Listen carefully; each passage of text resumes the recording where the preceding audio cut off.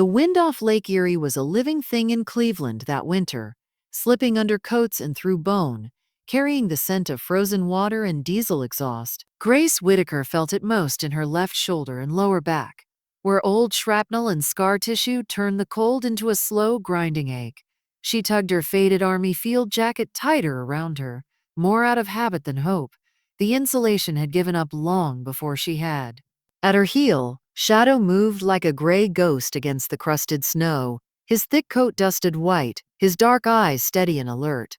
He was a husky shepherd mix, broad through the chest, all muscle and patience, the kind of dog that seemed carved out of winter itself. A harness frayed but clean wrapped his torso. The name patch she'd stitched on by hand read Shadow in block letters, just like the old uniform on her back. Grace's world had shrunk to practicalities. How many cans of soup were left? How many bus rides remained on the worn card in her pocket? How long her aging van would hold out before its engine finally coughed itself into silence. The van, an oxidized blue Chevy she called the Barracks, sat in the corner of an almost empty lot behind a discount grocery, its side windows carefully taped over for privacy. That van was home now. A foam mattress pushed against one wall, a crate of Shadow's kibble, a milk crate stuffed with 2 uniforms, 3 t-shirts, 1 pair of jeans, and every document the VA had ever mailed her. Her phone screen, spiderwebbed with cracks, showed her bank balance whenever she dared open the app.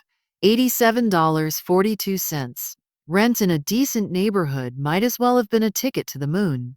Her disability payments barely covered food, dog vet bills, and gas to keep the van's heater running on the worst nights. Shadow halted without a sound, his body going from relaxed to wire tense in less than a second. Grace's mind, trained by years overseas, responded before the civilian part of her could catch up. Her hand drifted to where a rifle sling used to ride on her shoulder, fingers closing on nothing but fraying fabric and memory. "It's just a bus, bud," she murmured automatically. A city bus sighed to a stop at the corner behind them, its brakes releasing with a high metallic hiss. The sound knifed straight through time. For a split second, the cracked Cleveland sidewalk was gone, replaced by dust, heat, the smell of burning plastic, the bright smear of tracer fire over a tan horizon.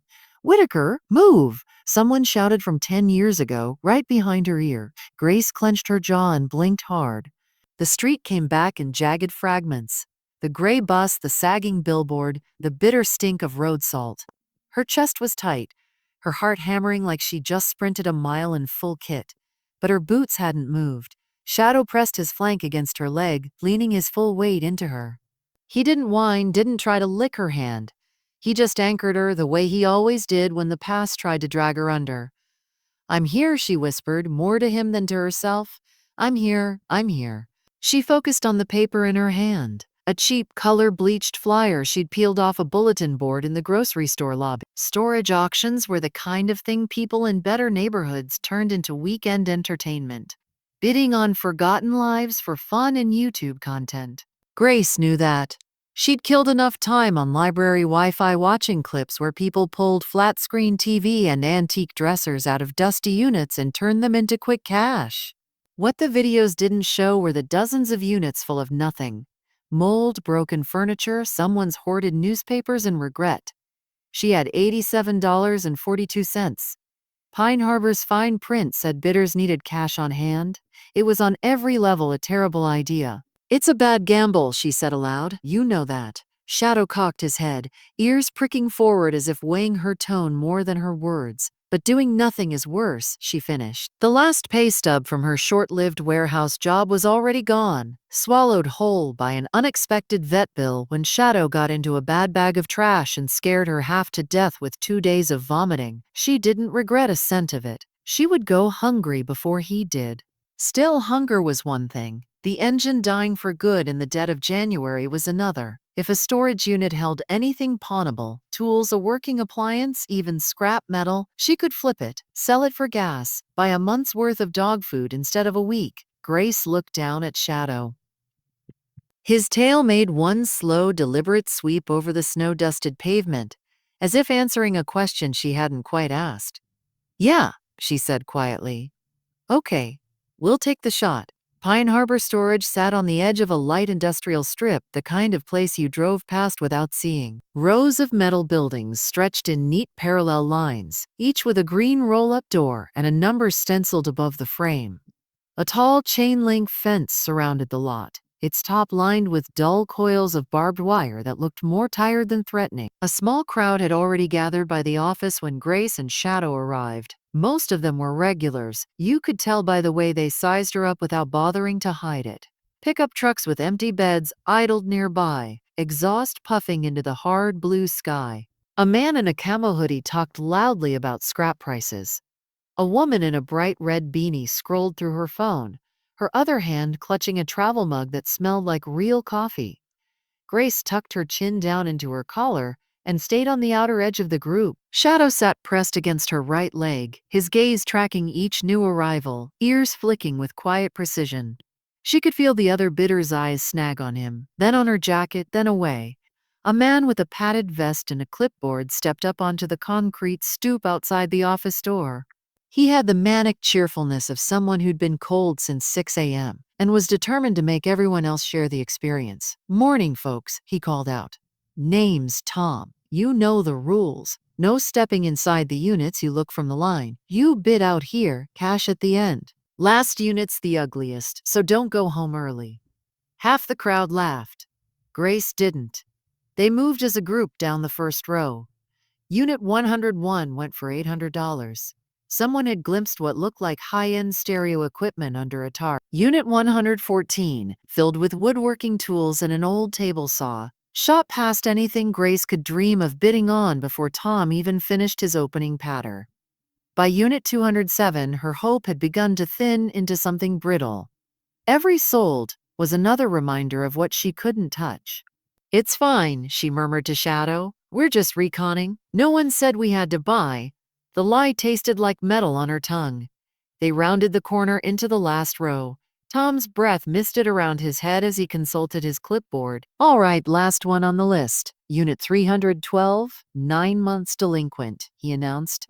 "Family situation from what I hear. These are the wild cards, folks. Could be gold, could be garbage." A maintenance guy stepped forward with a pair of bolt cutters, snapped the lock, and rolled the door up with a complaining rattle. The smell hit first. It was damp and sour, a tang of mildew and dust that drifted out in a gray wave. Then the unit itself came into view. Grace's heart sank. Cardboard boxes sagged in the dim light. Their sides bowed and darkened with old water damage.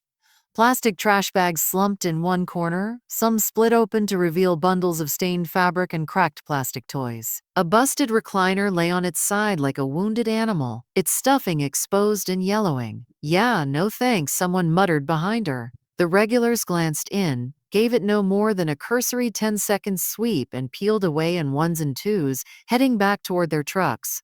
Garbage. Not worth the smell, let alone the time. Tom tried to keep it light. Okay, looks like a back-of-the-house special," he said. "Let's start at 50. Who'll give me 50? Silence. 40, he tried. 30? No one even bothered to shake their head. His gaze skimmed the dwindling circle and snagged on Grace, the only one still actually looking. Her face under the frayed hood was hard to read, but she hadn't stepped back. "You with the shepherd," Tom called out. "You want to start me at 20? Shadow flicked an ear at the sound of shepherd, though his breed mix was anyone's guess. Grace swallowed. She had $87.42. 20 would leave her with gas for maybe another week. 0 would leave her with a useless unit full of trash and no buffer at all. "Boss, 20, she heard herself say. She almost didn't recognize her own voice. Flat, controlled, like she was reading coordinates over the radio. "All right, 20 from the lady in green," Tom said. "Do I hear 30? One of the men halfway to his truck glanced back over his shoulder. There was a glint in his eye that Grace knew too well. Not interest in the unit, but in the game. 30, he tossed out more for sport than intent. The numbers turned to static in her head. She saw them fall away from her like rungs on a ladder. 40, she countered, the words snapping out before she'd truly decided to say it. 50, he replied, amused. He didn't even move closer. He wasn't looking at the unit, he was looking at her. 60, she said. She could feel Shadow's gaze like a weight against her thigh. The tips of his fur brushed the back of her gloved hand. The man shrugged. Have your fun, army girl, I'm out. Tom looked relieved. 60 going once, going twice. Sold to the lady and her dog for $60. The scribble of his pen on the receipt pad sounded too loud. So did the crinkle of bills as Grace dug into her pocket and peeled off the last of her cash. By the time the transaction was done, she had a damp pink copy of the receipt, a keyed tag, and a bank balance that would barely scrape double digits. Shadow nosed her hand, and she realized she'd been gripping the flyer so tightly it had torn along one edge. Well, she said, voice low, we just bought ourselves a dumpster. Tom and the last few buyers pulled away in their trucks, engines rumbling. In less than 10 minutes, Grace and Shadow were alone at the far end of the lot, facing the gaping, junk-stuffed mouth of Unit 312. The cold bit deeper now that the thin insulation of the crowd was gone. Grace pulled her lead flashlight from her jacket pocket and clicked it on, the beam slicing through the dim yellowish light that trickled in from the open door. Up close, the unit looked even worse than it had from the line. The cardboard had turned to something like damp papier-mâché in places. When she nudged one box with the toe of her boot, the side caved in, spilling out a fused block of old magazines. The busted recliner took up nearly a quarter of the front space all by itself. Shadow stepped forward cautiously, nose working, tail held low but not tucked. He sniffed the air, then the nearest stack of boxes, then moved deeper, his paws silent on the concrete. Careful, Grace warned. If there are mice in here, they belong to you. She set her backpack just inside the door, out of the wet path where snowmelt had crept under the lip. Then she got to work. She'd cleared rooms under rocket fire before, where every piece of furniture might conceal and wide. Compared to that, a storage unit full of rotting cardboard should have been nothing. But as she lifted box after box only to find ruined clothing, broken kitchenware, old bills, and mold-blackened children's books, a different kind of fear crawled up her spine.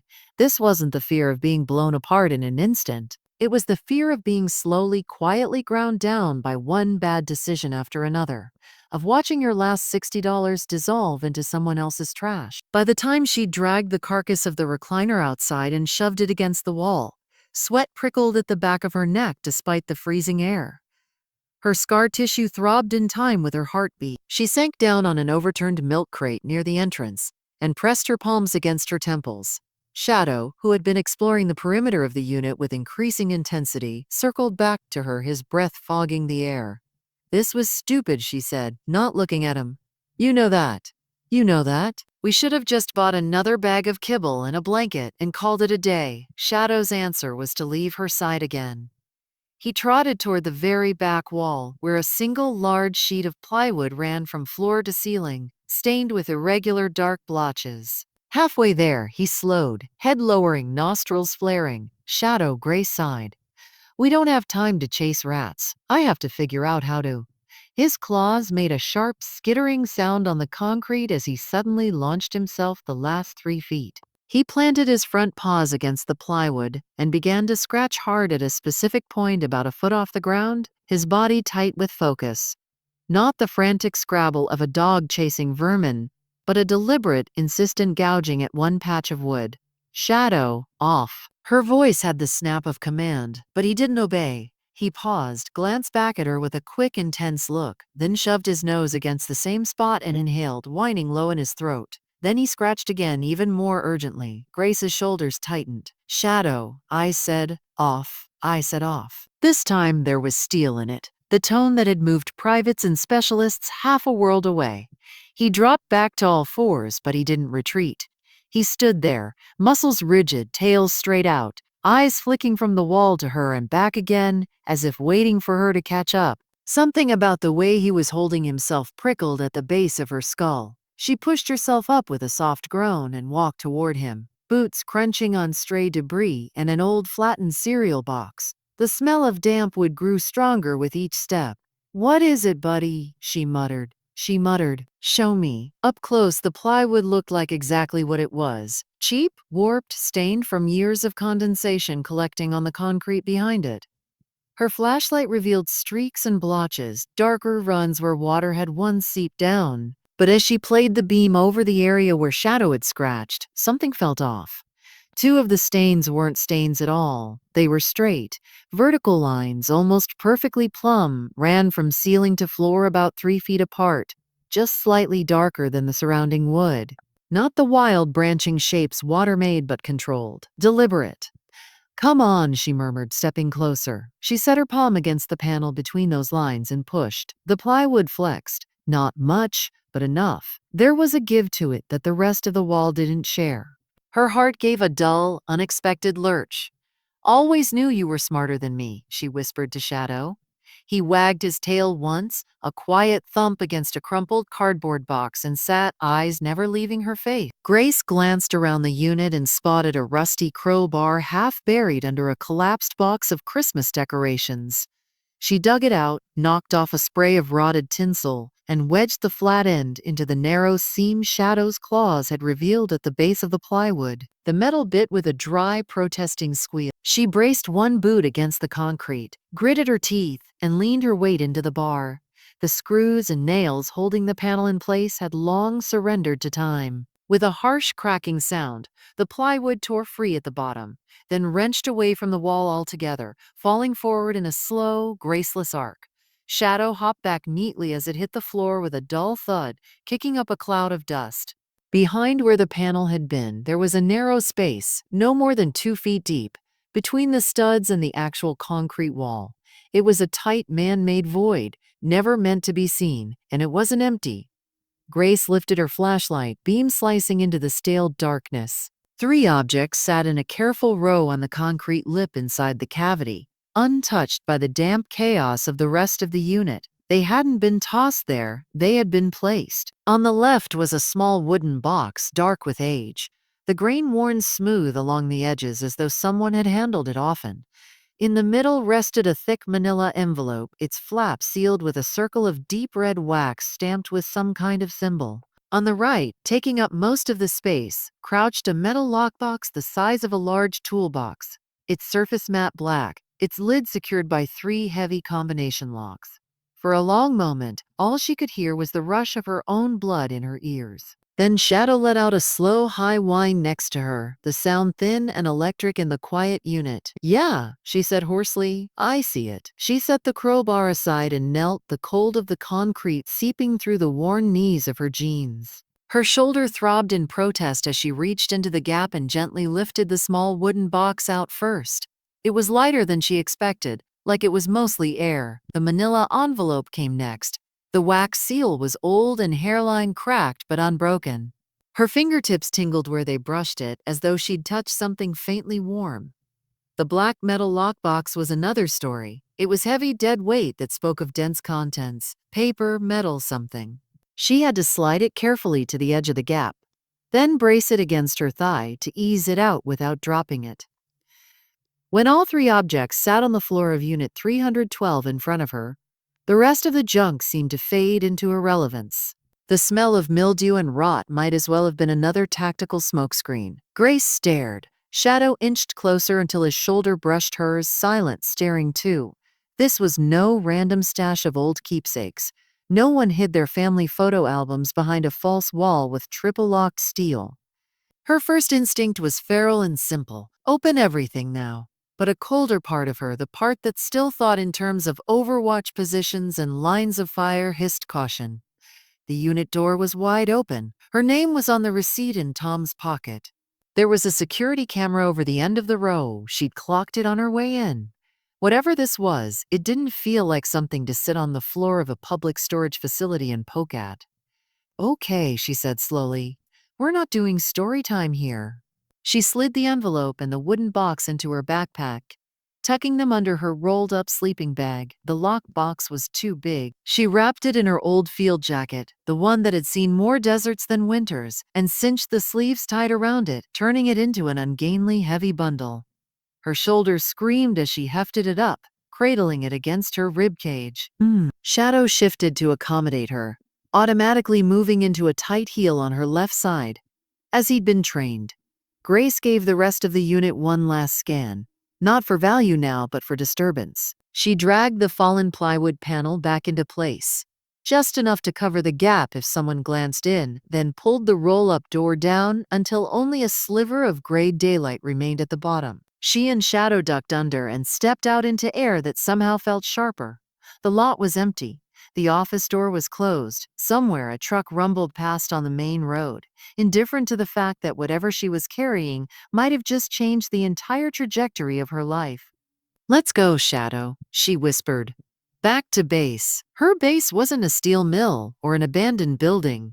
It was a 20-year-old Chevy van with a temperamental heater, parked 2 bus lines, and a long walk away from Pine Harbor. By the time they reached it, Grace's arms felt like lead and her lungs burned from the combination of cold and adrenaline. She unlocked the side door, ushered Shadow in, and climbed after him, sliding the door shut behind them with a solid clunk that felt for the first time like a real barrier instead of a thin suggestion of one.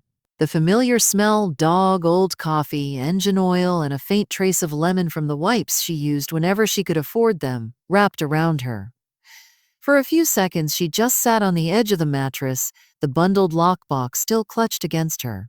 Shadow hopped up beside her, close enough that his thick fur brushed her sleeve. He watched her with patient, steady eyes, as if waiting for the next briefing.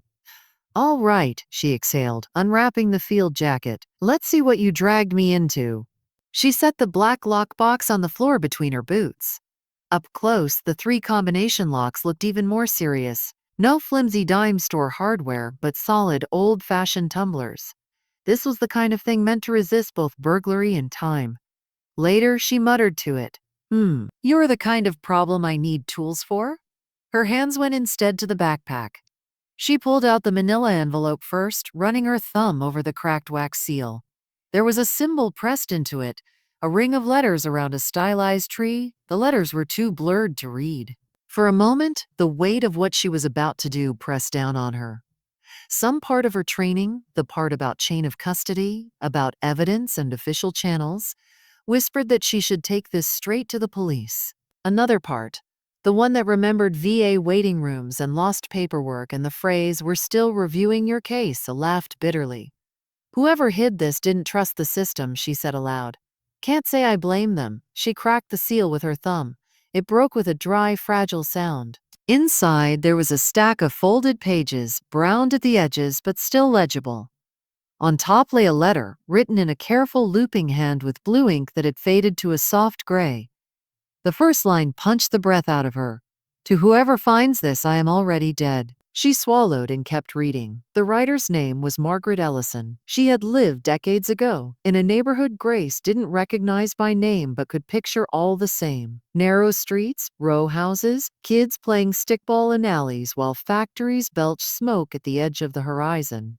Margaret wrote about her husband Daniel in the simple, precise language of someone who hadn't gone past high school but had thought long and hard before putting pen to paper. Daniel had been a maintenance foreman at a chemical plant on the river, Harbor Line Chemical. He had been the kind of man who never missed a shift, who brought home his pay in a stiff brown envelope, who taught his daughter how to ride a bike in the block's only patch of grass. He'd also been the kind of man who kept notebooks. He wrote down everything: parts replaced, leaks patched, readings that didn't look quite right. In 1995, Margaret wrote, Daniel discovered that Harborline was quietly dumping untreated waste into the stormwater system at night. "This is why you wouldn't leave that wall alone," she whispered. Staring at the pages spread across the mattress, she looked at the black lockbox on the floor. It seemed to crouch there, patient, like a sealed coffin waiting for a crowbar.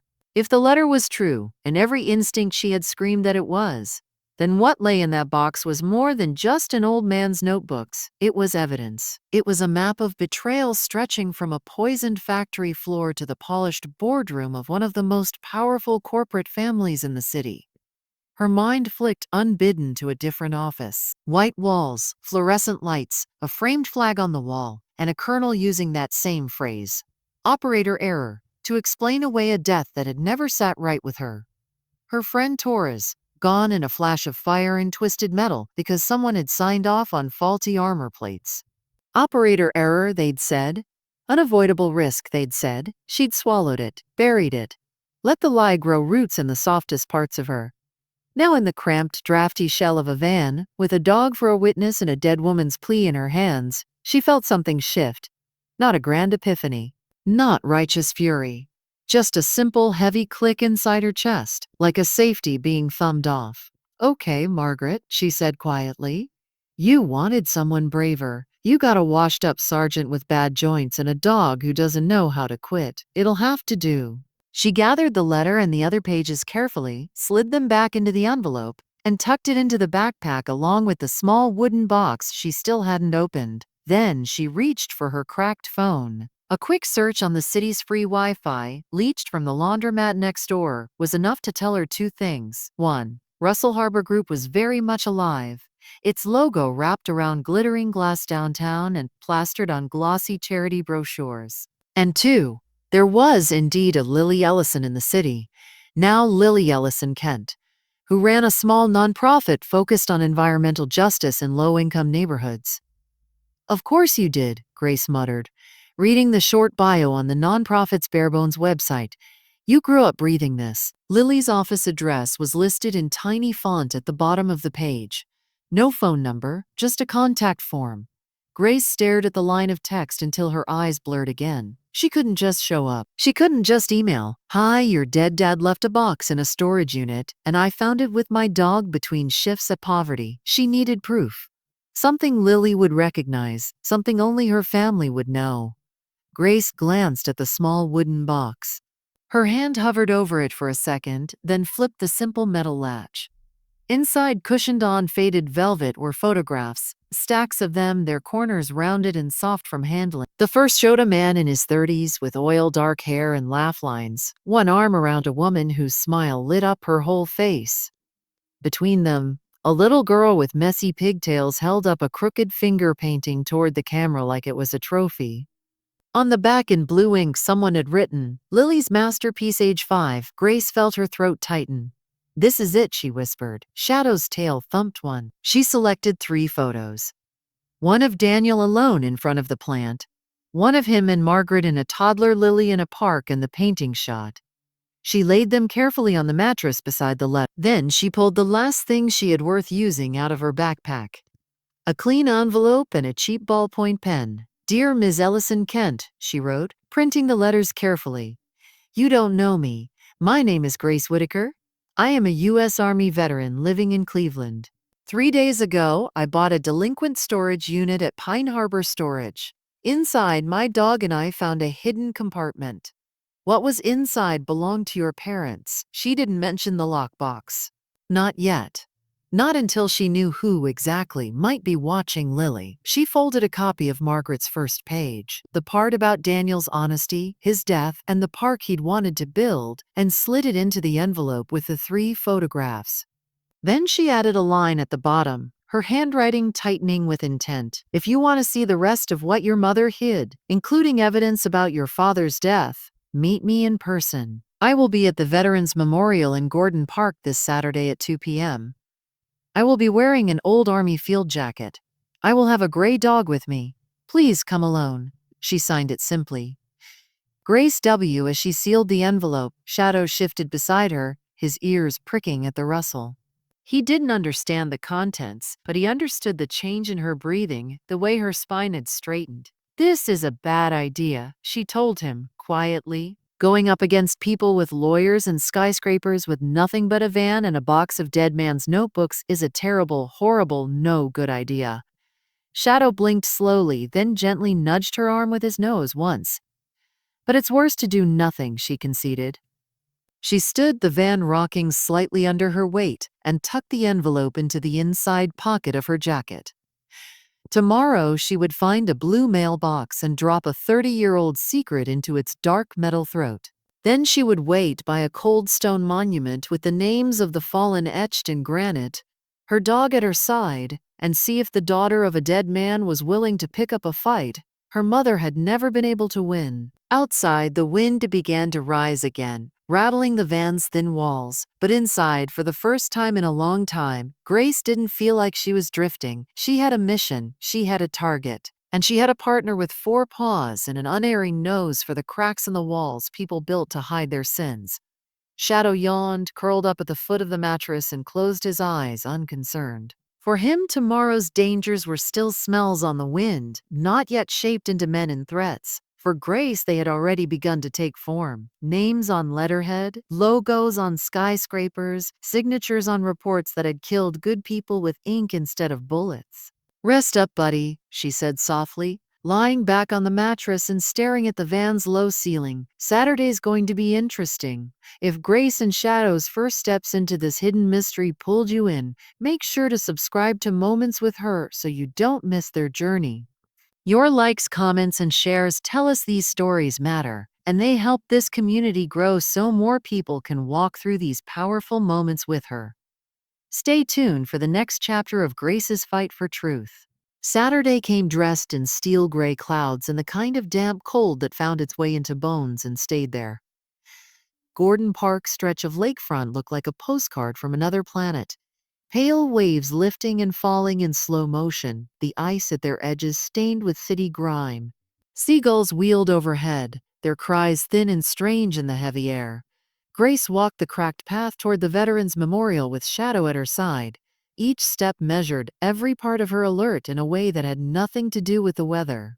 Her old field jacket was zipped to the throat, the envelope she'd mailed 3 days ago long gone from her pocket, but not from her mind.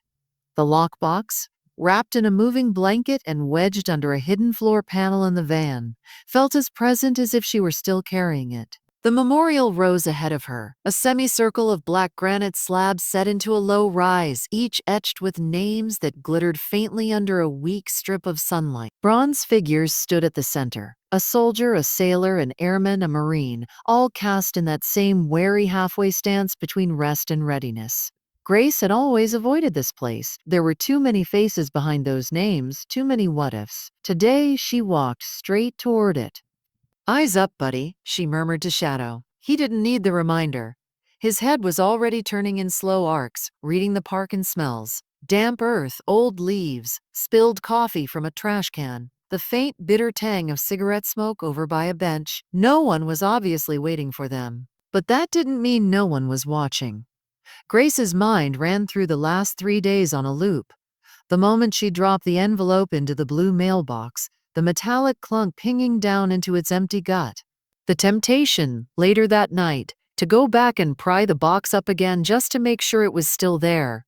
That she hadn't imagined the weight of it.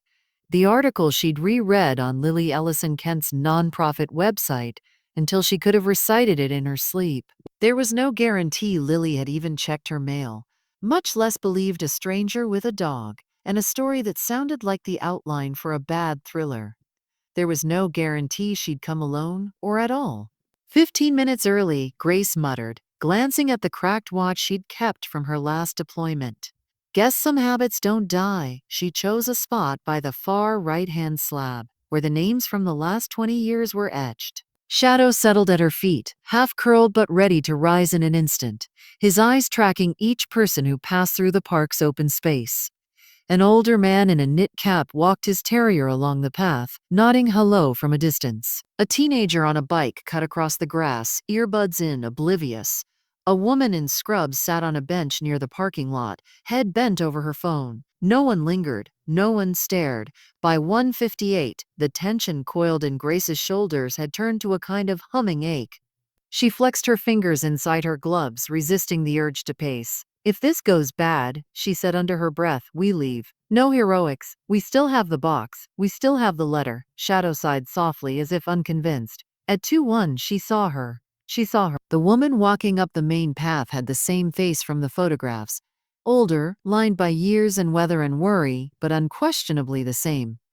Dark hair, shot through with a few early streaks of silver, was pulled back in a low, functional knot. She wore a dark green coat and carried a messenger bag slung crosswise over her chest, her gloved hand wrapped tight around the strap.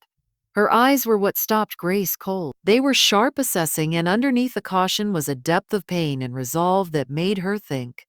With a sudden gut punch, "Of course you run an environmental justice nonprofit. You were raised in someone's fallout." The woman's gaze swept the memorial space once, cataloging exits, distances, other people, the same way Grace did. Then her eyes landed on the old army jacket and the gray dog. Grace felt the moment of recognition hit the other woman like a physical jolt. Her stride hitched just a fraction before she resumed, slower now, more deliberate.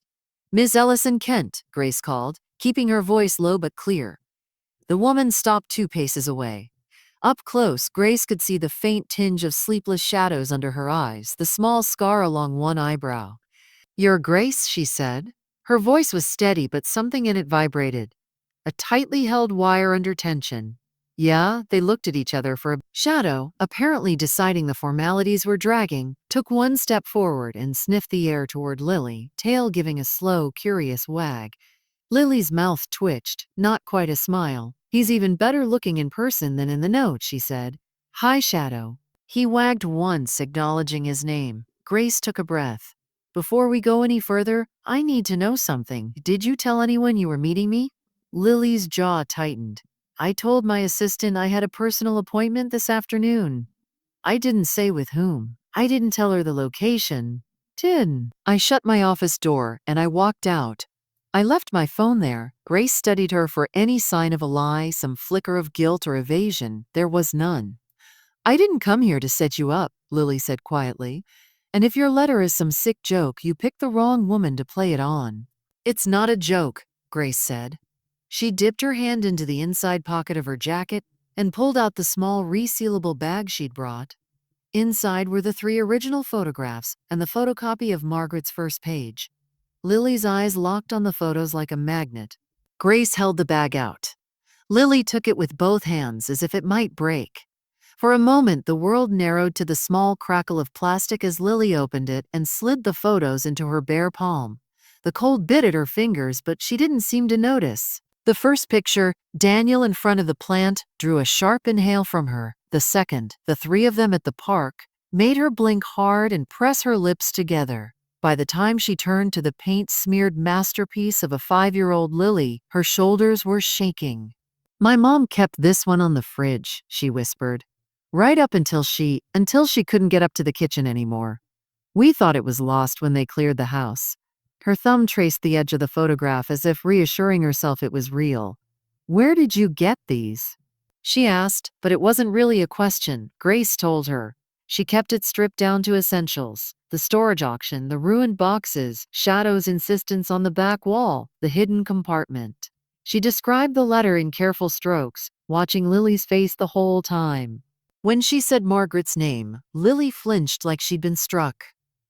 When she quoted the line about not letting them bury Daniel's name, the other woman made a small, strangled sound and closed her eyes. The lake wind rushed by, carrying the faint crackle of dead leaves and distant traffic. "My mother tried to tell people," Lily said at last, her voice rough-edged. "About the plant, about what they did. No one wanted to hear from a widow without a college degree and a lawyer. My aunt begged her to stop making trouble." She laughed, a short, humorless burst. "Russell Harbor Group sent flowers to the funeral. Can you believe that? A huge wreath with a card about how deeply they regretted our loss." "Yeah," Grace said softly. "I can believe it." The silence that followed wasn't empty. It was dense, packed with all the years between 1996 and now. All the times Grace had heard phrases like unavoidable casualty and regrettable incident used to plaster over something rotten. "Do you still have the letter?" Lily asked, her fingers tightening on the photocopied page. "All of it, the original. And other things, Grace hesitated. "We're not just talking about a grieving widow's suspicions. Margaret didn't just write, she documented. She mentions notebooks, a deed, copies of reports your dad sent. I haven't had the chance to go through it all, but I know where it is. I also know somebody went to a lot of trouble to hide it." "Where?" "In a safe place," Grace said. "Away from my van. Somewhere no one will find it by accident. But before I show you, I need to be absolutely certain you understand what we're walking into." Lily's eyes flashed.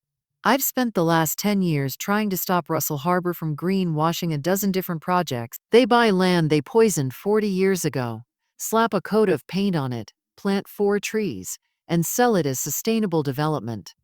I understand exactly how ugly they are." "This isn't just ugly," Grace said quietly. "This is murder, and a cover-up that goes all the way to the top." People who make problems like that disappear don't stop just because decades have passed. Lily drew in a sharp breath through her nose, then let it out slowly. If what you're saying is true, then they already got away with killing my father. I've been fighting the shadow of that my entire adult life without proof. If they're still poisoning people, still lying about their sites, then doing nothing is worse, Grace finished for her. Worse, Lily agreed. A gust of wind slapped at their coats, sending a skitter of dead leaves across the granite. Shadow shifted his weight and leaned into Grace's leg. Okay, Grace said, we do this smart, not impulsive. I'm not dropping that box on some local reporter's desk just to watch it vanish into a black hole when someone upstairs gets a phone call. Lily's mouth curved into the faintest hint of a real smile. Good, because my board would kill me if I let you. Her expression sobered again almost immediately. Come with me, she said. There's a cafe 3 blocks from here where no one from downtown ever bothers to go. We'll talk there. Then maybe you can show me enough so I know I'm not losing my mind. Grace hesitated. Bright light and closed space, unknown corners, the combination made every inch of her skin prickle. As if reading it, Lily added, they have a back table by a window, only one door. I've had meetings there with people who don't want to be seen walking into our office. Grace exhaled slowly. Okay. But we walk. No detours, no phone calls. If anything feels off, I pull the plug, agreed, Lily said. They set off down the path together, a strange little formation, the veteran with the dog, the advocate with the messenger bag moving in lockstep towards something neither could fully see. The cafe was wedged between a laundromat and a discount cell phone store, its faded awning advertising coffee, tea, sandwiches in peeling white letters. Inside, it smelled like burnt espresso and cinnamon, the air thick with the hum of a refrigerator and a low radio playing old Motown under the clink of cups. A few students hunched over laptops at the front tables. An older couple shared a muffin in the corner. Order whatever you want, Lily said, already reaching for her wallet. Consider it hazard pay. Grace almost snorted. Hazard pay, that's a new one. She ordered black coffee, more for something warm to hold than for the caffeine. Lily got a tea and a scone, then led them to the back table she'd mentioned, a small two-top by a window that looked out on a narrow alley. Shadow settled under the table without fuss, his body positioned where he could keep one eye on the door and one on the space behind them. Does he do that on his own? Lily asked, nodding at him. Yeah, Grace said. I trained him a bit, but some of it's just who he is. He likes to know where the exits are, can't blame him. For a moment, they just sat there, steam curling from their cups, the din of the cafe filling the space between them. Then Lily opened her messenger bag and pulled out a thin, battered folder. I brought something too, she said.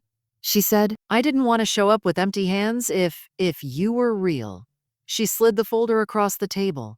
Inside were copies of environmental reports, maps of the riverfront, photographs of fenced-off lots with warning signs in 3 languages. Sticky notes lined the edges, each with Lily's cramped, neat handwriting. Elevated benzene, incomplete monitoring data, no remediation filed. This is what they let the public see, Lily said, the sanitized version. I've spent years trying to get access to the full internal audits. But everything critical is always proprietary or lost in an archive migration. Grace flipped through the pages. Even with her limited understanding of environmental law, the gaps were obvious. Clean lines where messy truths should have been.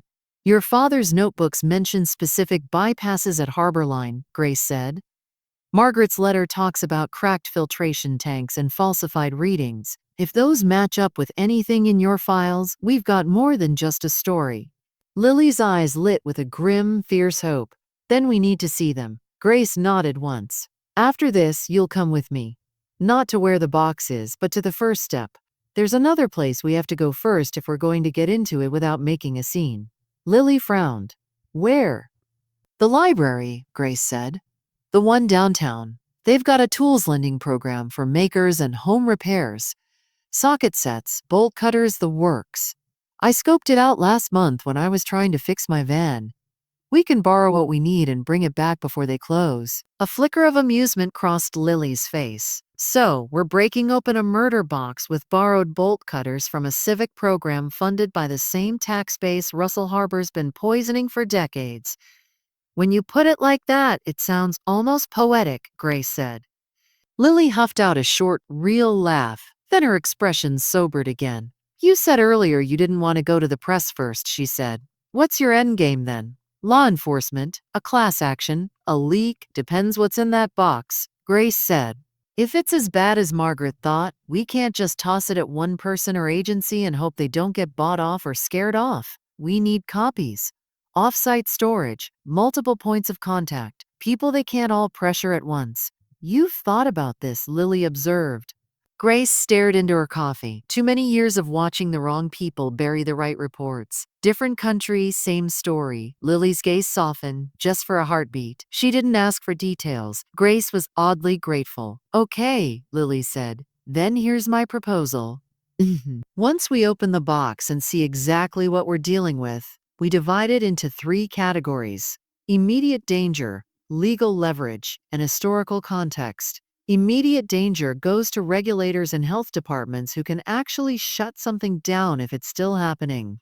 Legal leverage goes to attorneys I trust, not the kind who fold when a billionaire glares at them. Historical context. We decide later. Maybe a documentary, maybe a book, something that fixes the record. Sounds like you've also thought about this, Grace said dryly. I've had a lot of nights staring at a ceiling, thinking about what I'd do if I ever got proof, Lily said. I just didn't think it would arrive in a storage unit with a dog. Shadow thumped his tail against her boot, as if acknowledging his co-starring role. A movement near the door caught Grace's eye. 2 men in long dark coats stepped in, the blast of outside air swirling around them for a second before the door swung shut. They were middle-aged, clean-shaven, with haircuts a little too precise for this neighborhood cafe and shoes that didn't match their otherwise casual outfits. They ordered nothing. Instead, their eyes swept the room once in a pattern she recognized down to her marrow. Not looking for coffee. Looking for faces. Her heartbeat ticked up a notch. Don't look now, she murmured. But I think we've got company. Lily's fingers tightened around her cup. Where 2 o'clock? Just inside the door. Don't turn your head. Use the spoon reflection. Lily adjusted hers as if stirring her tea. Grace saw the slight widening of her eyes as the blurry shapes resolved in the concave metal. I don't recognize them, Lily said. But I've seen men like that at public hearings. They sit in the back, never speak, leave when our side starts to win. Corporate security, maybe, Grace said. Or law firm investigators. Either way, I don't like that they're here. Do you think they followed me? Grace ran through the approach in her mind. I didn't clock a tale from the memorial. But you said you left your phone at the office, right? Yes. Then it wasn't you, Grace said. Because I did bring mine, and I've been stupid enough to Google Harborline chemical cover-up from the same broken phone I used the van's hotspot on 3 nights in a row. Lily's head snapped toward her. Grace. I know, Grace cut in, sloppy. I thought I was being careful, but maybe not careful enough. One of the men scanned the room again. His gaze lingered a hair too long on the back corner where they sat. We're leaving, Grace said, decision crystallizing. Now, separately. You go out the front, walk 2 blocks, then cut over to 14th and head for your office. Do not go straight there. Stop somewhere crowded first. Call your assistant. Tell her to get rid of that envelope if she hasn't already. Shred or fire, I don't care. And you. There's a side door by the bathroom, Grace said. I'll take Shadow out that way, loop around, hit the library, and pick up what we need. We meet at your nonprofit's office in 2 hours. Back entrance. If either of us sees those guys again before then, we abort. Lily's eyes met hers. Something like trust flickered there, fragile but real. 2 hours, she agreed. Back door. If you're not there by then you assume I'm compromised, Grace said calmly. And you decide whether to run, hide, or go scorched earth on your own. That's not funny. It's not a joke. It's not a joke. For a moment, neither of them moved. Then Lily took a breath, slid the photographs and photocopy back into her folder, and stood up with studied casualness. Thank you for the ideas about community engagement, she said, her voice pitched just enough to carry. I'll take them back to the board. Anytime, Grace replied, playing along. Lily walked toward the door, dropping a $5 bill on the counter in front of the barista, as if that had been her only purpose all along. She didn't glance back. The men in dark coats tracked her with their eyes. One nudged the other. Grace saw it in the spoon's reflection. "Not good," she muttered. The instant Lily stepped outside, both men shifted slightly in that direction, like hunting dogs catching a scent. They didn't move yet, but their attention had locked.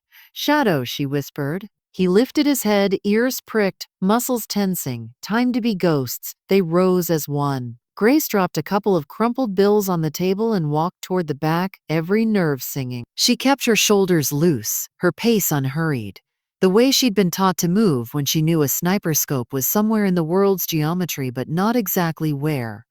In the narrow hallway by the bathrooms, she found the metal door she'd hoped would be there. An exit sign buzzed faintly above it. She pushed it open, and cold air slapped her face. The alley was a slice of gray between brick walls lined with dumpsters and recycling bins.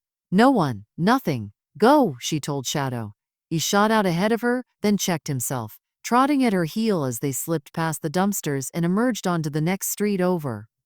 Only when they were 3 blocks away did she let herself breathe normally again. The library's tools lending counter was tucked away near the back, past rows of books and a small bank of public computers. The woman behind the desk wore a cardigan with tiny embroidered books on it and greeted Grace with the polite disinterest of someone who'd seen every kind of patron. "Hi," Grace said, forcing her voice to steady. "I was here last month about the socket set. You said I could check them out with a library card?" The woman brightened faintly, possibly recognizing her. "Right. The van repairs. We just got a new inventory in actually. What are you working on?" "A stuck lock," Grace said, which was technically true. "Old style combination. Belonged to a neighbor who passed. His niece can't get it open. Aw." The librarian's face softened. "Well, we've got bolt cutters and a ratchet set that might do the trick depending on the casing. You'll need to bring them back in 3 days." "I can do that," Grace said. As she signed the paperwork, her mind raced. She kept her answers simple, her movements smooth. On the surface, she was just another broke local trying to stretch resources. Underneath, she was timing every second. 15 minutes later, she walked out with a library tote bag slung over one shoulder and Shadow trotting at her heel. Inside the bag, carefully padded with an old sweatshirt she'd sacrificed from her pack, lay a medium-sized set of bolt cutters and a compact socket kit. She did not go straight back to the van. Instead, she made a loop, down 3 side streets, through a small park, across a busier avenue, checking reflections in windows and the rhythm of footsteps behind her. No one followed. Only when she was sure did she cut back toward the grocery lot where the barracks waited. The van looked the same as she'd left it, slightly crooked in its space, a smear of salt along the rocker panel, condensation fogging the back windows. But as she drew closer, something tightened in her chest. Shadow stopped dead, a low rumble starting deep in his throat. "What is it?" The lock looked intact, but the thin strip of duct tape she always ran along the bottom, a makeshift tamper-evident seal, had been peeled halfway up and then stuck back down slightly crooked. Her heart slammed against her ribs. "Easy," she breathed, more to herself than to him. She unlocked the bar and slid the door open in a controlled motion, every muscle braced. The interior was quiet, still, nothing obvious was disturbed. The mattress, the milk crate of clothes, the food bin. But Grace's gaze went straight to the small metal panel near the back where she'd pried up the floor to stash the lockbox. The panel was flush, too flush. When she'd closed it last, there had been a faint unevenness, a shy bump where the screws no longer sat perfectly. Now it lay level, like someone had taken the time to set it back correctly. Shadow's growl deepened. "Stay," she ordered sharply. He froze, muscles quivering but obedient. Grace knelt, fingers fumbling at the edge of the panel. She got a grip and wrenched it up. The hollow underneath yawned back at her, dark and empty. The lockbox was gone. For a moment, everything inside her went perfectly, utterly still. The world narrowed to a breath of cold air on the back of her neck and the echo of Margaret's words in her mind. "I have hidden everything. Where I pray someone braver than me will find it someday." "Someone found it," she whispered, "just not the right someone." Shadow whined, a high, sharp sound. Grace's vision snapped back into focus. She slammed the panel down, the metal ringing in the enclosed space, and sat back hard on her heels. Her mind tried to fracture into a dozen panicked directions at once. How did they find it? Did they tail me from the storage unit? Did they toss the whole van? Stowed. How much time do we have? She forced herself to inhale slowly, then exhale on a count of 4. Again. Okay, she said aloud. Okay, what do we know? She ticked it off one by one as if she were briefing a squad instead of a dog. 1. Somebody came into this van without breaking the door. Either they picked the lock or they had a key. Her spare key was hidden under the front bumper in a little magnetic box. Had been. She slid out, checked. The box lay on the asphalt, open and empty. 2. They were careful. They didn't toss the place, didn't take anything else. They came for one thing. She pictured the men in the cafe. The way their eyes had lingered on Lily, her own rash internet searches, the pattern of words that might have pinged some corporate security software long before she'd ever written a letter. 3. They don't know about the letter copies you mailed, she said. And they don't know we've split the information. Yet, Shadow stared at her, ears forward as if absorbing every syllable. This isn't over, she said. It just got louder. Her watch said she had an hour and 10 minutes before she was due at the back door of Lily's office. She couldn't show up empty-handed, but she wasn't empty-handed. Not really. She still had Margaret's original letter, tucked into the backpack she'd refused to leave in the van. She still had the photographs, and now, thanks to the theft, she had proof of exactly how far someone was willing to go to keep the rest buried. New plan, she said, standing, her joints protesting. We go see Lily. We tell her everything. Then we make sure whoever ripped us off regrets not finishing the job. She grabbed the library tote, heavier now with the useless but symbolic bolt cutters, and slung it over her shoulder. Shadow jumped down from the van, landing in a soft huff of paws on pavement, and fell into step beside her. As they walked away, she didn't bother looking back at the barracks. Home, such as it was, had been compromised, but the mission hadn't. If anything, the theft had just turned up the stakes, sharpened the lines. Whoever had the lockbox now might think they held all the cards. They didn't know about the woman with the dog who refused to let another cover-up stand, or about the daughter who had spent a lifetime breathing her father's ghosts and was done being polite about it. Between them, they still had enough truth to be dangerous. And as Grace quickened her pace toward Lily's office, she felt something that had been missing for a long, long time thread through her fear and fury like a stubborn, bright wire. Purpose. If this twist hit you hard, the stolen lockbox, the men in coats, and Grace refusing to back down, make sure you're subscribed to Moments with Her. Hit like, drop a comment about what you think is in those missing files, and share this episode so more people can follow Grace and Shadow as they take on power with nothing but truth and each other. The alley behind Lily's nonprofit office smelled like wet cardboard and car exhaust. A metal door with peeling blue paint and a small, scratched window stood at the top of 3 concrete steps, out of sight from the main street. Grace adjusted the weight of the library tote on her shoulder, heavier now from what had happened, not from what was inside, and scanned the narrow lane one more time. No shadows that didn't belong, no parked cars idling with lights off, no men in careful coats pretending not to notice her. Clear enough, she murmured. Shadow kept himself between her and the open mouth of the alley, nose working the air with sharp, deliberate pulls. Only when he huffed, almost in agreement, did she climb the steps and knock 3 short, soft raps. The door opened almost immediately. Lily stood there, her hair now coiled into a tighter knot than before, sleeves pushed up to her elbows as if she'd been braced for a fight and didn't know what form it would take. For a second, the tension in her shoulders dropped at the sight of Grace and Shadow together, intact. Then she saw Grace's face. What happened? She asked, stepping back to let them in. That look is not I got the box open and everything's fine. Grace slipped inside, closed the door behind her, and threw the deadbolt. They were in a narrow hallway lined with old flyers and a corkboard labeled Community Resources. Somewhere deeper in the small suite, a photocopier hummed and then clicked off. In here, Lily said, leading them into a cramped conference room with mismatched chairs and a whiteboard covered in half-erased diagrams. On the table sat her battered folder, a laptop, and 2 mugs. One held tea, the other a pen jammed upright in a clump of paper clips. Sit, Lily said. Tell me. Tell me. Grace didn't sit. Not yet. They found my van, she said, her voice low and flat. Didn't break the door. Popped the spare key. Went straight to the floor panel. Took the lockbox and nothing else. Put everything back neat. If Shadow hadn't alerted at the door, and that panel hadn't been a hair out of place, I wouldn't have known until I went for it. Lily's face went bloodless. How? I wasn't careful enough, Grace said. I searched the wrong things on an unsecured phone. I parked in the same place too many nights. Pick one. Maybe all of the above. The point is, they know that someone pulled something out of Harberline's attic, and now they're holding it. And we're not. No. Silence settled over the room like dust. Shadow slid under the table and lay across Grace's boots, a living weight that kept her from floating off with the adrenaline. Okay, Lily swallowed, eyes drifting for a second to the far wall where a corkboard map of the city hung, peppered with colored pins. They have the box. But they don't have everything. Grace nodded once.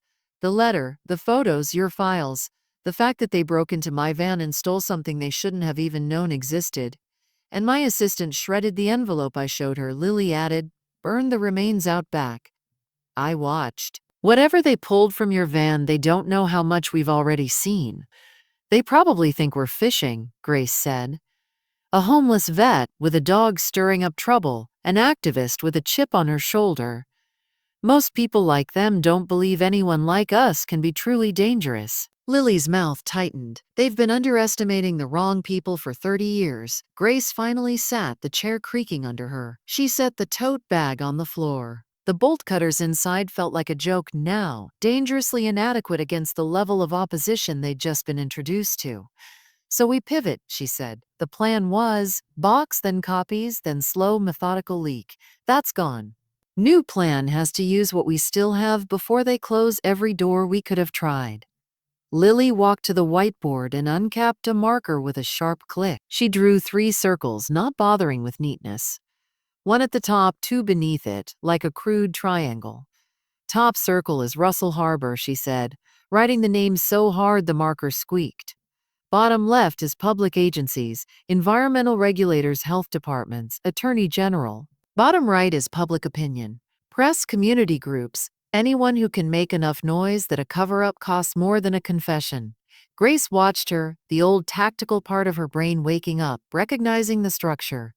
Object, terrain, forces. We hit them from both bottom circles at once, Lily continued.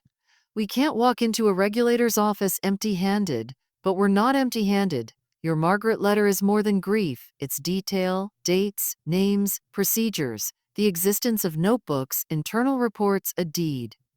Combined with what I've documented over the years, missing data, suspicious accidents, land that never got cleaned up, we have enough to trigger a formal investigation, or at least make it political suicide to ignore one, and public opinion. Lily turned, eyes bright now with a grim, waking fire. Think about it. A woman in 1996 tried to blow the whistle on a chemical plant that killed her husband. She was ignored. 30 years later, her daughter is still fighting the same company over poisoned land. A homeless veteran stumbles onto the evidence in a storage unit, gets robbed for it, and decides to go public instead of disappearing. That's not just a story, that's an indictment. Grace exhaled slowly. People like stories, she said, even when the truth inside them is jagged as glass. Good, Lily said. Then we give them one too sharp to swallow quietly. She wiped a circle on the whiteboard with the side of her hand and scribbled 2 words, press conference. Not tomorrow, she added quickly. I'm not suicidal. We need 48 hours to prepare. We verify everything we can from my side. We pull soil tests, old clippings, anything that backs up Margaret's letter without needing the box. We draft a statement that names names without handing their lawyers a clean defamation suit, and we send every shred of it to 3 places at once. The State Attorney General's Environmental Crimes Division, 2 reporters I trust, and a coalition of community groups who've been protesting these sites for years. Make it like whack-a-mole, Grace said. They knock 1 down, 2 pop up. Exactly. A buzzing fatigue began to seep in around the edges of Grace's mind, the kind that came after too many hours of vigilance layered over too little sleep. She pushed it aside. Where do you want me? She asked. Lily considered her for a long beat. You're the one who found Margaret. You're the one they tried to scare off. When we stand in front of cameras, and we will, you're not just some anonymous source, you're the person who connects the past to what's happening now. I'm also a woman who has a panic attack when a bus brake sounds like artillery, Grace said bluntly. You put me in front of bright lights and a dozen microphones, and there's a non-zero chance I check out mid-sentence. Then we plan for that, Lily said. We rehearse. We pick a spot where you can see the exits, where Shadow can be at your side. We keep your statement short and precise. The rest, I can carry. I've been testifying in hostile rooms since before I had gray hair. As if sensing his promotion, Shadow thumped his tail once under the table. A veteran and her dog exposing a 30-year lie, Lily said softly. If they're going to underestimate anyone, let's make them regret it in public. 2 days later, the little conference room at Lily's nonprofit looked like a war room. Maps of the riverfront sites papered the walls. Printouts of old articles about tragic plant accidents and failed park projects lay in neat stacks. On the table, copies of Margaret's letter, names and some personal details redacted to protect Lily's extended family, sat in 3 manila folders labeled Egg, Press, and Safe. Shadow lay in his usual post under the table, half asleep, nose occasionally twitching as if chasing invisible scents. Grace stood at the far wall reading the bullet points Lily had written out for her. Her own words, trimmed and honed. Who she was, how she'd come to be at that storage auction, how Shadow had led her to a false wall, what the letter had said, and that the sealed box containing the physical proof had been stolen from her vehicle 2 days later. She didn't name the thieves. She didn't have to. Say it again, Lily prompted gently from behind the cheap camcorder they'd set up for practice. Grace looked straight at the camera lens. She imagined it was one person, not a sea of faces, someone who needed to hear this more than she needed to stay quiet. My name is Staff Sergeant Grace Whitaker, U.S. Army. Retired, she began. I served 12 years. I came home with some scars, some ghosts, and a dog who doesn't know how to quit. A week ago, we bought a storage unit full of trash because it was all I could afford. Inside, my dog found a wall that wasn't a wall. Behind it was a letter from a woman named Margaret Ellison, written in 1996, about how her husband died trying to stop a chemical plant from dumping poison into the city's river. Her throat tightened, but she pushed through it. She hid his evidence in that unit because no one would listen to her. 30 years later, my friend Lily and I started to put those pieces together. 2 days after that, someone broke into my van and stole the locked box that held the rest. They didn't touch anything else, just the box. She let that hang there a beat. They can steal a box, she said quietly. They can't steal the truth that a man died for doing the right thing, or that his widow tried to warn this city and was ignored. They can't steal the fact that I am standing here now asking you to help us demand answers, not just for the past, but for every family still living in the shadow of these plants today. Lily lowered the camcorder slowly. A sheen of unshed tears glimmered in her eyes. You're ready, she said. Grace shook her head once, a short, honest movement. I'm not, but I'll do it anyway. That's close enough to ready for me, Lily replied. The press conference wasn't at City Hall. Lily refused to give the marble lobby of a building half paid for by Russell Harbor's donations the dignity of hosting it. Instead, they chose the chain-link fence outside the old Harborline site itself. Behind them, the rusted pipes and cracked tanks loomed, a skeletal monument to the past everyone had been told to forget. No trespassing signs flapped in the wind like weak warnings from another era. In front of them, on the cracked asphalt of the plant's long-disused parking lot, stood an uneasy crowd, 2 local TV vans with extendable masts, a half-dozen reporters with notepads and phones, members of neighborhood associations, some in bright safety vests, a few curious onlookers who'd seen the hastily printed flyers or the morning social media posts Lily's organization had pushed out. Shadow sat at Grace's left side, wearing the harness with his name patch. He watched the crowd without anxiety, just focused interest, as if he understood this was another kind of patrol. Lily stepped up to the makeshift podium first, a battered folding table with a cluster of microphones clipped to its edge. Her voice carried over the low murmur of the crowd as she laid out the broad strokes. Polluted land, incomplete reports, the long pattern of accidents that always seemed to leave corporations richer and neighborhoods sicker. Then she told them about Margaret, about Daniel, about a letter written in a trembling hand the year many of the younger activists in the crowd had been born. Margaret Ellison tried to tell this city what was happening here, Lily said, one hand resting lightly on the stack of copied pages. She did not have a platform or a nonprofit or a microphone. She had her husband's notebooks, her grief, and her conviction that the truth mattered. No one listened. Today we are asking you not to make that mistake again. She nodded toward Grace. And we're not the only ones asking.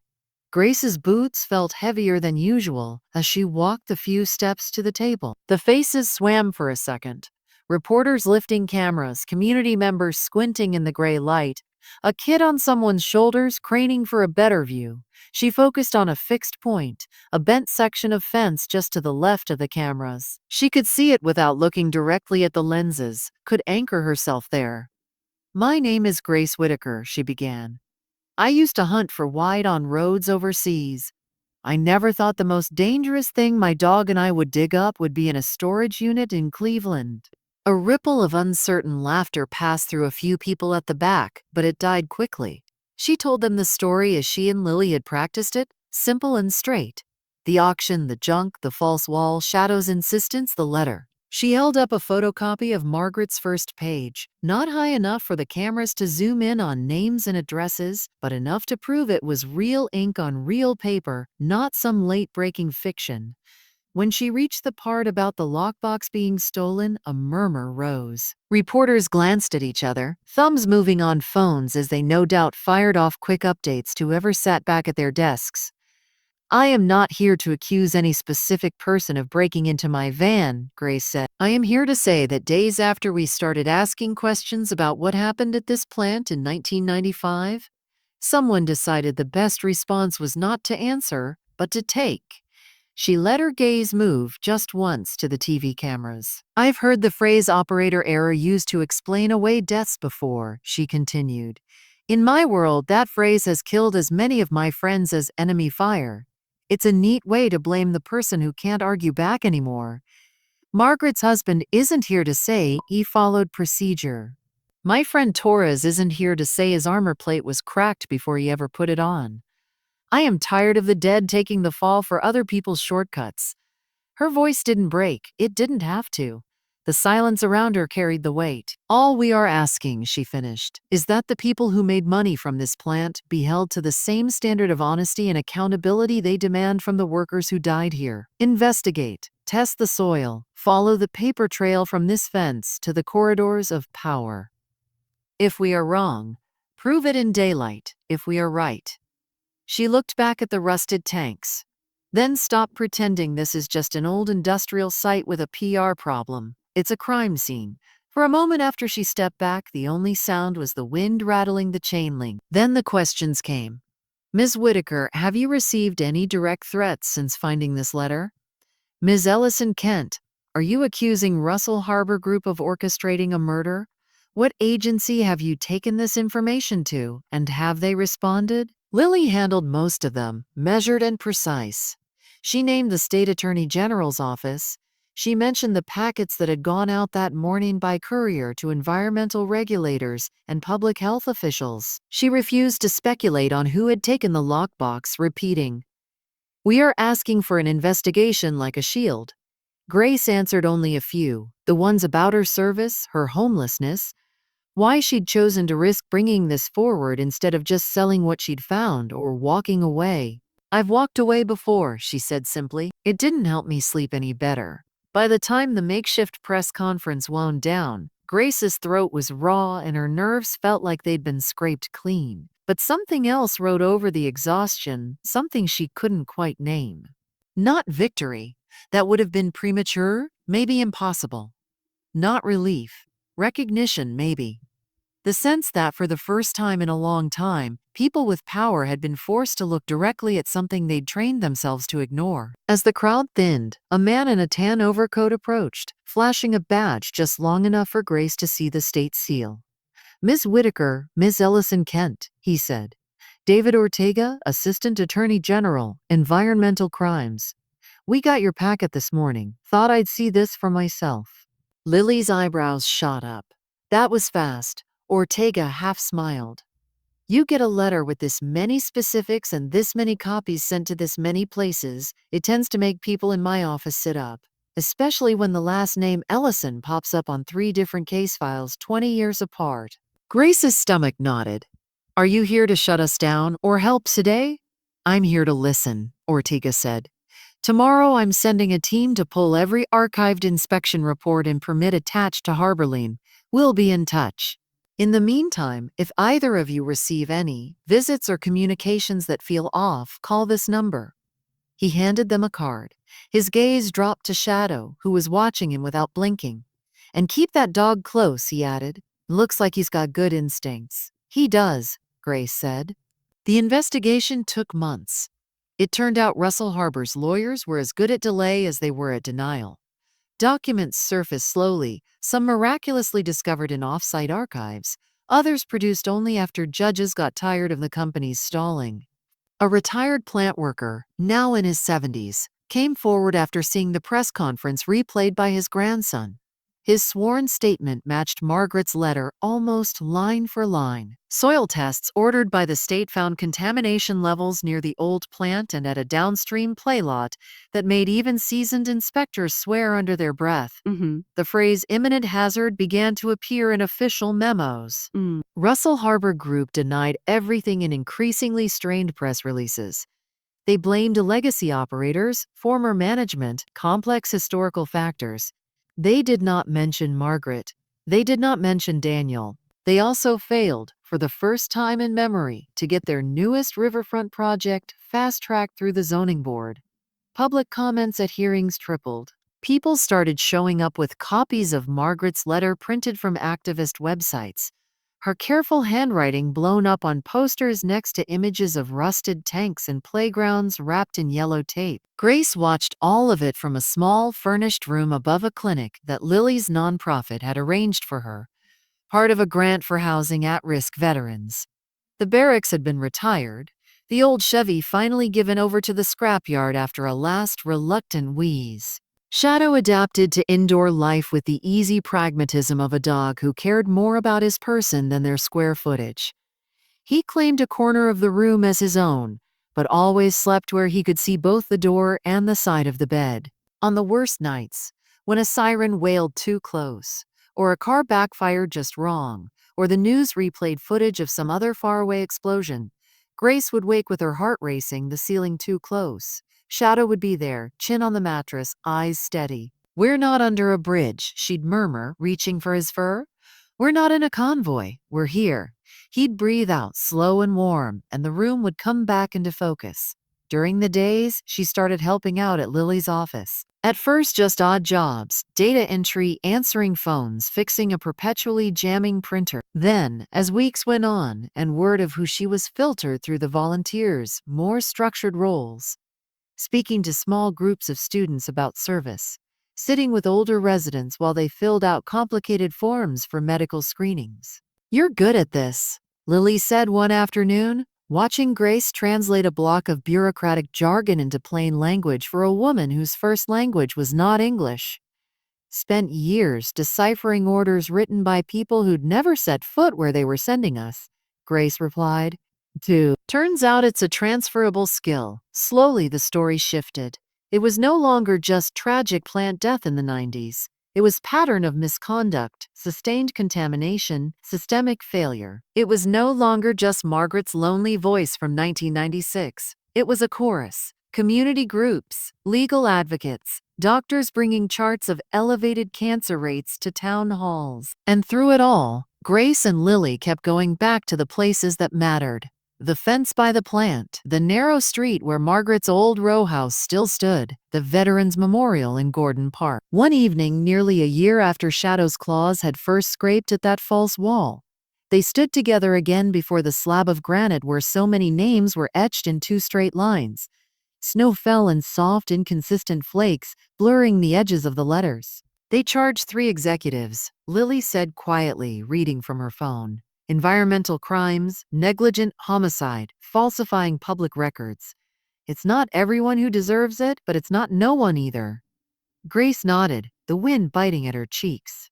And they agreed to fund full cleanup of Harborline and 3 other sites, Lily continued, under independent oversight, not their own people. Margaret would have liked that part, Grace said. She would have liked you, Lily replied. She spent years praying someone braver would find that box. She didn't know that prayer would end with a woman who sleeps with a dog guarding the door. Grace's throat tightened. I wasn't braver, she said. I was just too tired of being quiet. That counts, Lily said. Shadow pressed against Grace's leg, his fur collecting snowflakes that melted into his thick coat. He seemed to be reading the air again, but this time for nothing more dangerous than the changing weather. You know? Lily added, voice lighter now. We're putting together a new program with one of the grants.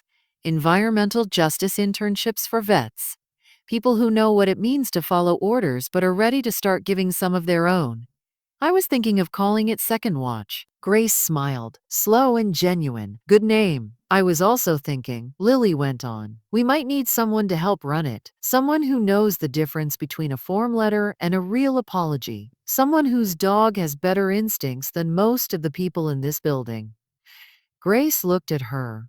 You offering me a job, Ellison? I'm offering you a mission that comes with health insurance and an office with a window, Lily said. And the freedom to go home at night without waiting for a helicopter to take you there. Grace considered it, the word home sitting strangely in her mind, heavier and gentler than it used to. She thought of Margaret, of Daniel, of the workers whose names she didn't know but whose lungs had filled with the invisible consequences of someone else's bonus. She thought of Taurus, of a phrase that no longer slid past her ears without catching. She thought of Shadow, who had dragged her quite literally toward this fork in the road. Okay, she said, on one condition. Lily raised an eyebrow. Which is, you put a dog bed in that office, Grace said. Because I'm not doing second watch without my first one. Lily laughed, the sound white in the cold air. Done. They stood there a moment longer, 2 women and a dog at a wall of names, snow softening the edges of the stone. The city moved around them, sirens in the distance, buses hissing at corners, the low thrum of life going on. For the first time in a very long time, Grace didn't feel like a ghost in it. She felt like part of its immune system, late maybe, but finally kicking in. Shadow nudged her hand, and she curled her fingers into his fur. Come on, partner, she said, turning away from the monument. Let's go see about that window. They walked back toward the streetlights, the dog's paw prints overlapping her boot prints in the thin dusting of snow, erasing the gap between them until it looked like one path instead of 2. If Grace and Shadow's journey, from a junk storage unit to facing down a decades-old lie, moved you, make sure you're subscribed to Moments with Her so you never miss another story like this. Hit like, drop a comment about the moment that hit you hardest, and share this episode with someone who needs a reminder that one person and one loyal dog can still make a difference when they refuse to stay quiet. Your support helps keep these powerful stories coming.